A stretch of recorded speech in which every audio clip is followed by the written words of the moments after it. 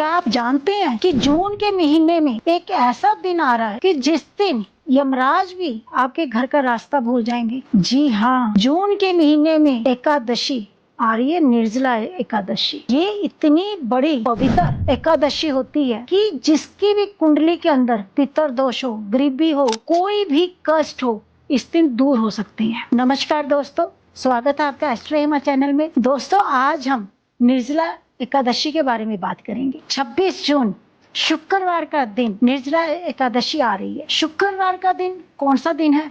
महालक्ष्मी का दिन, विष्णु भगवान का दिन, सबसे अच्छा और शुभ दिन। दोस्तों, इस दिन महायोग बन रहा है, लक्ष्मी योग बन रहा है। दोस्तों, अगर पूरी एकादशी आप व्रत नहीं रख सकते, अगर आप इस दिन व्रत रख लेते हैं निर्जला एकादशी पर, तो आपको 24 एकादशियों का महा लाभ मिलेगा। करना क्या है कि जिस दिन आप अपने व्रत रखना शुरू करते हैं, अगले दिन तक आपने कुछ खाना तो दूर, पीना भी नहीं है। पानी की एक बूंद भी आपके मुख में नहीं जानी चाहिए। उससे क्या होगा? आपको शुभ लाभ मिलेंगे।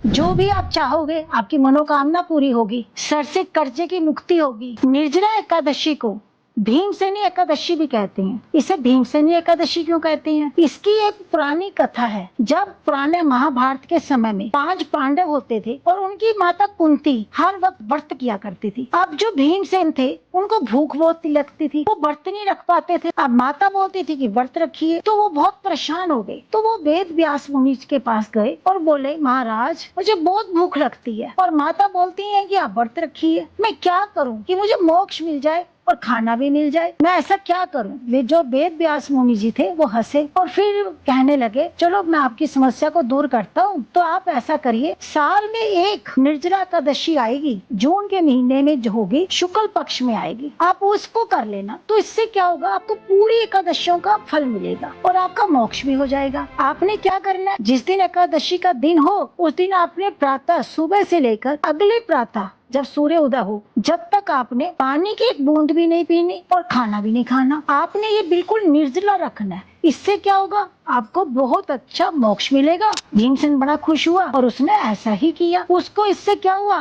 पूरी मोक्ष भी मिला और उसका उद्धार भी हुआ। इसीलिए इसको भीमसेनी एकादशी भी कहते हैं। दोस्तों, जो ये निर्जला एकादशी है, ये 26 जून को बनाई जा रही है। 26 जून को शुक्रवार का दिन पड़ रहा है। शुक्रवार का दिन माता रानी का दिन होता है और माता रानी ये होती है नारायण जी को। एक संयोग भी बन रहा है, विष्णु नारायण योग भी बन रहा है। इस दिन जो भी आप उपाय करेंगे, जो भी आप पूजा पाठ करेंगे, उसका फल आपको 100 गुना मिलेगा। दोस्तों, ये एकादशी वैसे भी विष्णु भगवान को बहुत प्रिय होती है और माता वाले दिन आ रही है तो और भी प्रिय हो गई। इसीलिए इस दिन जो भी आप व्रत रखेंगे, जो भी आप उपाय करेंगे, वो आपको लाख गुना फल देंगे। दोस्तों, आप अब इसमें क्या क्या कर सकते हैं जिससे आपके पितर दोष, कष्ट, कर्ज मुक्ति सब खत्म हो जाए और आपको शांति मिले? दोस्तों, निर्जला एकादशी वाले दिन आपको मिट्टी का मटका लेना है, उसके अंदर मीठा पानी डालकर पंडित जी को देकर आना है। मीठा पानी में आप थोड़ा सा गुड़ भी डाल सकते हैं,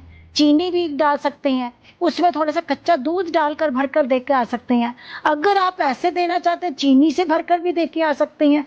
ऐसा करने से क्या होगा? आपके सारे जिंदगी के कष्ट दूर हो जाएंगे। उसके ऊपर जो भी आज के इस मौसम के फल होते हैं, जैसे आपका खरबूजा हो गया, तरबूज हो गया, आम हो गया, केला हो गया, जो भी आपकी समर्था हो, वो आप फल भी दे के आ सकती हैं। कहते हैं ना कि जैसी आपकी इच्छा होगी वैसा आप करिए, आपको भगवान हर तरफ से सुख शांति देगा, समृद्धि देगा।